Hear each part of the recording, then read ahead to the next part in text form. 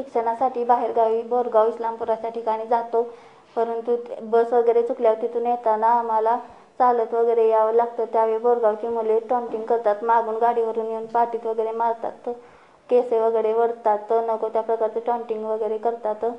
त्या गोष्टीचा खूप त्रास होतो।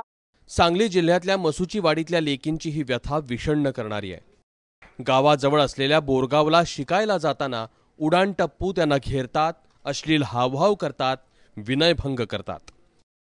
गाडीनं चालत गेलेले दिसले की पाठीमागून बाईक लावायची, त्यांना रस्त्यात अडवायचं, पुढे एक जणांना बाईक लावायची, पाठीमागे एक जणांना बाईक लावायची, कुणी हात लावायचा, अंगाला स्पर्श करायचा, कुणी मोबाईल नंबर मागायचा आणि त्यांची इतपत मजल गेली की ते परत त्या मुलींना जुमानना ते घरापर्यंत गेले। मुलीने घरात सांगितलं, पालकांना सांगितलं, तर पालकांच्यापर्यंत जाऊन दमदाटी गेली त्यांनी। गेल्या अनेक वर्षांपासून हे प्रकार सुरू होते, पण 2 मे रोजी उद्रेक झाला आणि गावानं मोठं पाऊल उचललं। मसुचीवाडीमधल्या मुली किंवा विद्यार्थी असतील जे बोरगावमध्ये शिक्षणासाठी जातात, ते बोरगाव सोडून त्यांनी अन्यत्र कुठेही शिक्षणाला जावं। त्यांचं शिक्षण बंद केलं हे असं नाहीये, फक्त बोरगावात शिक्षणाला जायचं नाही। बोरगावमध्ये एकही मुलगीला शाळेला घालायचं नाही आणि बोरगावमधल्या प्रतिनिधींना जे आम्ही मतदान करतो ते मतदान करायचं नाही असं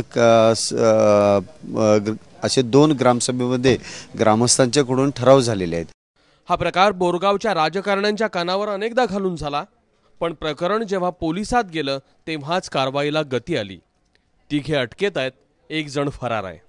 मसुच्या गाववाडीतील ग्रामस्थांना तेथे जाऊन कोणत्याही दबावाला बळी न पडता सदर बाबत कोणीही तक्रार देण्यासाठी पुढे यावं म्हणून पोलीस पुढाकार घेऊन प्रयत्न करत आहेत व दोषींवर कारवाई आम्ही करत आहोत। हे प्रकरण माध्यमांमध्ये येतात मसुचीवाडीत नेत्यांची रीघ लागली आहे। प्रत्येक जण मुलींना धीर देतोय, पालकांना आश्वस्त करतोय।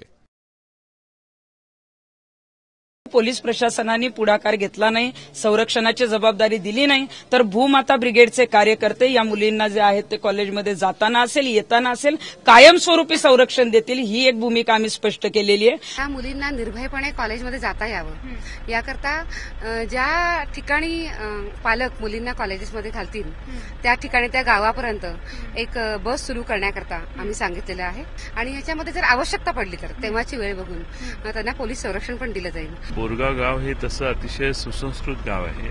मसुचीवाडी गाव जसं आहे तसंच, परंतु बोरगावातल्या सगळ्यांनी मिळून या मुलांना 4 मुलांना समजावून सांगून देखील ही मुलं ऐकत नव्हती आणि म्हणून आता पोलीस कारवाईचा पोलिसाचा बडगा त्यांना आता सहन करावा लागेल। मुळात छेडछाडीला तोंड फोडण्यासाठी मुलींना माध्यमांकडे जावं लागतं, हीच शोकांतिका आहे। त्यामुळे आता तरी या गावगुंडांचा बंदोबस्त करून मसुच्या वाडीतल्या पोरींना निर्भय होण्याचं बळ देण्याची गरज आहे।